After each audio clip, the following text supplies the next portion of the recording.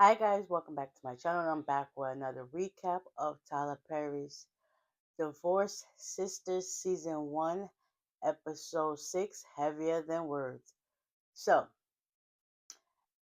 it continues off with Jeff and Rashida. They're outside talking. So, when she grabs Jeff's phone, it happens to be Myron on the end. And he was like, "Hey, baby, sorry, I went to do. I hope you do whatever you gotta do." So she was just like, and she stormed off and went into the house. So Jeff tells Myron like, "Why the heck would you say that? My wife is looking at me sideways, and she can hear everything you're saying." He was like, "Oh, I'm sorry, Pastor. I thought you was Denise and all this other stuff." So he was like, "I'll call you back." So once Rashida gets inside, Jeff calls Marvin back like, "Marvin, what the heck are you talking about?" He was like, "Oh, I'm sorry, I thought you was Denise. Like I would just get out the shower and I just press read out." He was like, I believe you. Like, nah, it really gives as if something's really going on between y'all two. Like, you gotta be mindful of those brothers. Like, too. So he was like, he's getting ready to go to the hospital, and Myron was like, "No, I'll meet you there." He was like, "Listen, I just need you to stay where you are." But he was like, "But Pastor," like, just stay where you are. You don't listen. Like, I'm trying to tell you something. You just keep doing what you're doing." He's like, "Okay, I get it. I'm sorry." So they end up hanging up the phone. Mind you, he gets in the car after picking up his wife's shawl, and he starts praying. He's talking about how he want to work on his relationship with his wife, how he wants to be better, and just be like in that moment and just give her the grace because they've been dealing with a lot. So as he's almost finishes his prayer, his phone rings. Just so happens it's Tiffany. She was like, "Hey, what's going on? How's Rashida?" She was like, "She's good. She just went in the house." She was like, "Oh, I've been calling her all night. She hasn't been answered." So he was like, he messed up. He did something wrong. They were talking about how it was a rough night. Talking about how Naomi was, and Tiffany was like, "You really don't care." He was like, "Listen, granted, I mean, I'm still a man of God, but how is she doing?" He was like, "Well, she's gonna be in there all night." And Tiffany was like, "Well, didn't even happen to get her out last night. So yeah, Frank is gonna come for her." She Tiffany wants Jeff to talk to Frank to see if they can sort things out. We gonna see. Anyways, so Jeff was telling Tiffany how he messed up, how he didn't open the door for her, and she slept outside all night. And Tiffany was like, "Oh, I'm gonna need for you to go in the house right now because it's about to be over for you." And he was like, "Well, I'm on my way to the hospital." And she was like, "Go if you want to. I'm just telling you right now." And he was like, "I know." She said, and Tiffany was like, "So you triggered her?" And he was like, "How?" He was like, Tiffany was like, "So I've known you longer than y'all been married. So one of the things that she doesn't like is, um, dang it, um, um, why am I mind a blank just a minute? Having the door, not opening the doors, and I guess lying to her, whatever the case would be. I'm not sure if that's the right one, but anyways."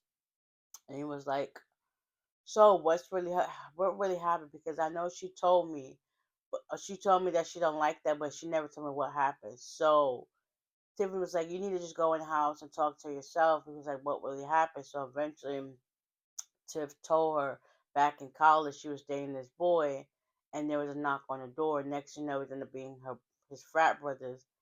Long story short, she was raped by all of them, and they wouldn't open the door afterwards. So ever since then, she's had a thing like, "Listen, I can't do this." But then she found Jeff, and that's where they are now. So he took that information. He was like, "Thank you, don't tell." And she was like, "Don't tell her. I told you this." She ended up going into the house. Meanwhile, um, they'd start talking, having a moment.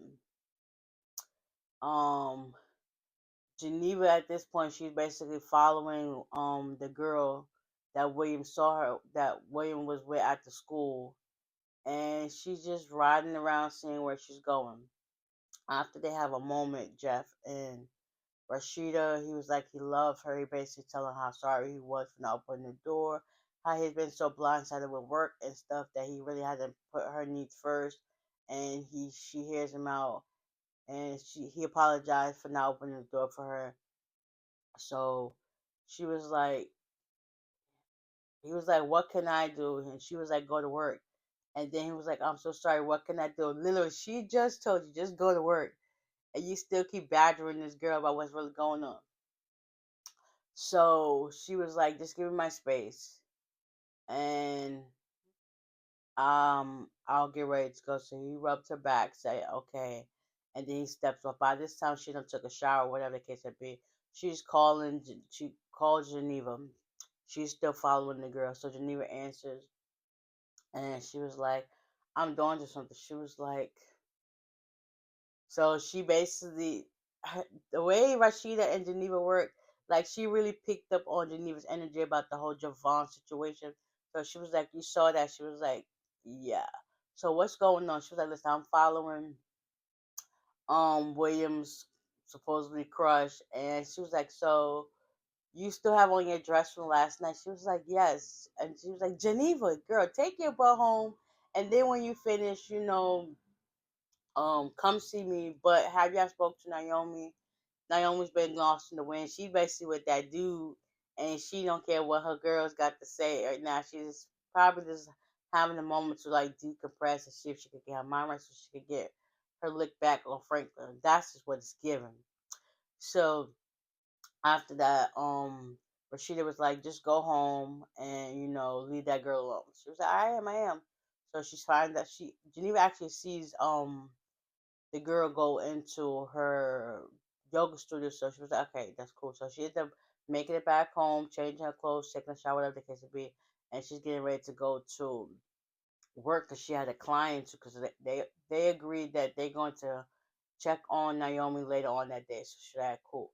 So as she's leaving her house, getting ready in her car, she hears her phone ring, and she heard the hunt and hangs it up. She was like, "So that's what you're doing now?" So listen, I'm sorry, I'm running late. I got stuff to do. So Tiffany was there at the house.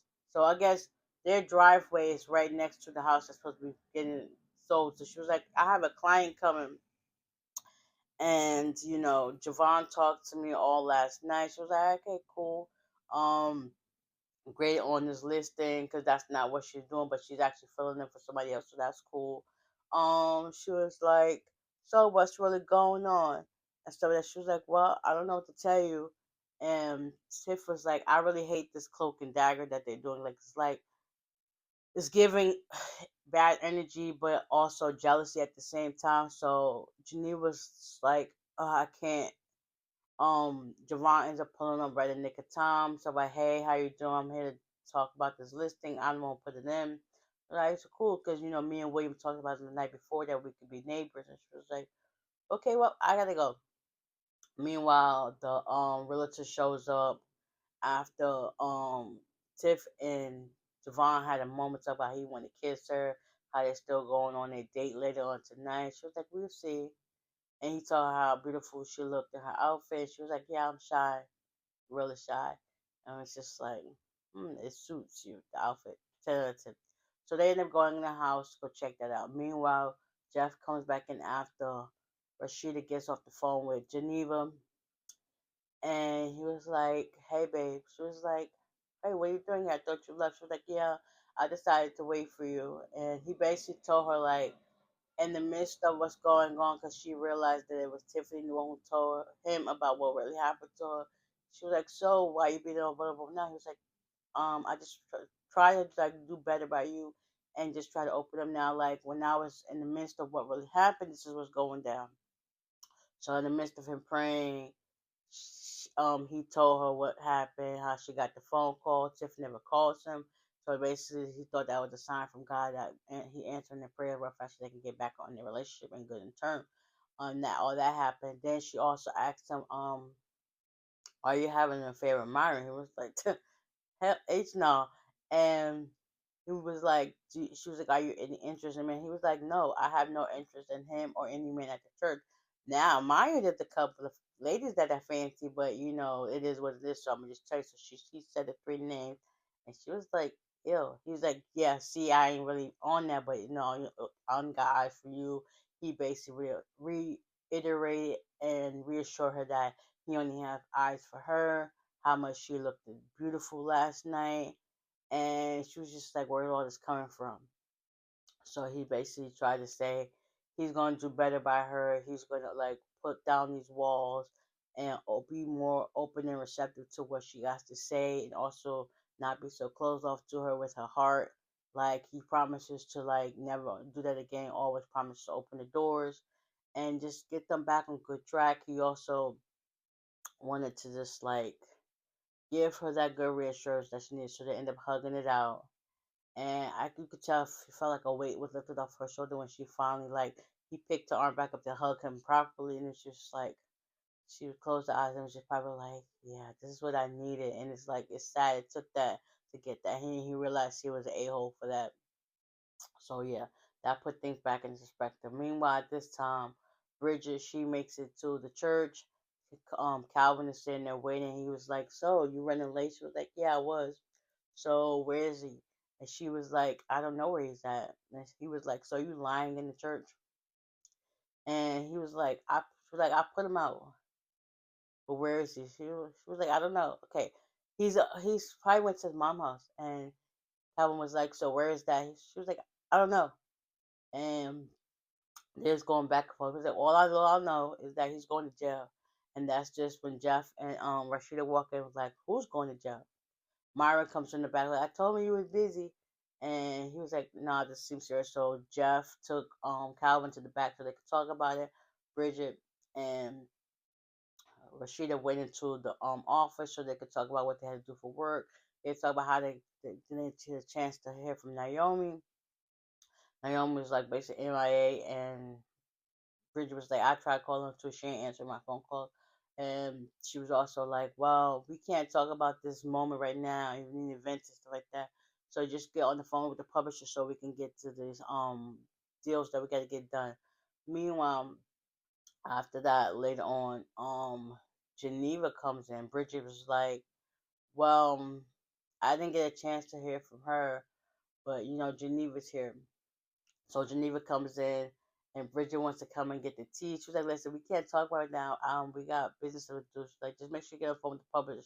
So Geneva and Rashida talk about how the whole Javon situation and how she's basically like in a different headspace, but at the same time she wants what she still has. Then next, they talked it up without that. Rashida was like, "Listen, let's go talk to Bridget so we can see about the publisher." So they end up going into Bridget's office, and Bridget receives a text message from Vaughn, and it's just like he said he was gonna kill himself. So by this time, Geneva, Rashida, and Bridget they them going into Pastor Jeff's office while Calvin is still there, and he was like, he yeah, this seems so serious. So Bridget frantically calling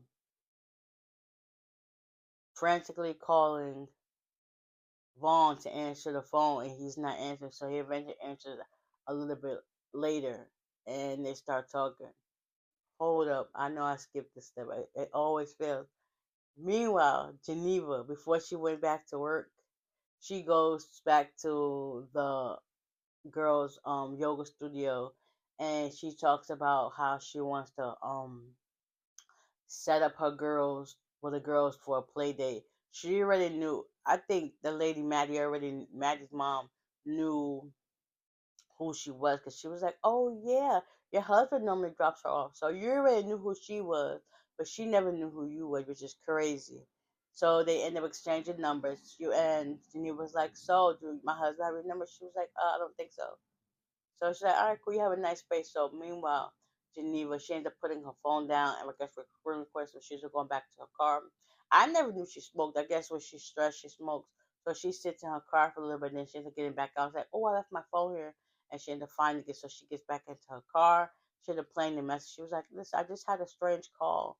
So I guess she talked to her husband about that, Maddie, mom, and she was like, "Yeah, I'll talk to you about when we get home. It's too crazy to talk here." And it's just like, okay. Now, Bridget, she finally gets back on the phone with Vaughn. Vaughn answer it. And he was like, "Listen, I loved you. I'm not going to jail. You're just trying to have me go to jail." She's like, "Listen, where are you? I just want to know, where are you?" And he's like, "I'm not going to jail." So Pastor Jeff ends up talking to him, telling him how he grew up in foster care and all this other stuff. He's like, "All right, that's cool, no, but I'm not going to jail. And I'm not also going to no shelter. It's just what it is." So he's like, put Bridget back on the phone. And he was like, "Bridget, I loved you. I really loved you, but I can't do this anymore. I tried. You just trying to send me to jail. I'm 30 years old. Like, it's like," and she was like, "So, do you still love me?" Right? And he was like, "I can't do this no more. Bye, Bridget." Next thing you know, yeah. I really hope he didn't kill himself because that'd be so hurtful. It was like, dang. Granted, he's still growing and learning, but at the same time, I don't know if that was a cowardly move. Like, y'all got into an altercation and things just escalated from there. He was also telling her how his mom didn't love him, his dad didn't love him, you didn't love me, you put me out. But at one point, when are you going to realize and take accountability for your actions? But I guess he ain't seeing like that. He just see it as if he got a child mentality, like everything is always her. But you gotta take accountability for your actions too. And he just probably, I guess, like he took the cowardly way out. Like, nobody deserves to be put in that situation, but at the same time, it's hard. It's like you don't know what to decipher and what's real and what's not. And I don't know. You rather killed yourself just so you wouldn't go to jail. Mm, I don't know. It's intense. It's heavy. But then again, this is why we love this show. So far, 6 episodes in, and each one has been better than the next, and it just keeps getting better and better. Whew. Yes, let's just say the cast of ladies have definitely played their role to a T, and I'm here and loving it. Like, I hope these continue on with more seasons to come because this is definitely a check in my book. I love it so far. So, with that being said, I hope you guys enjoyed this recap and it wasn't too all over the place. And with that being said, I'll see y'all in the next one. Bye.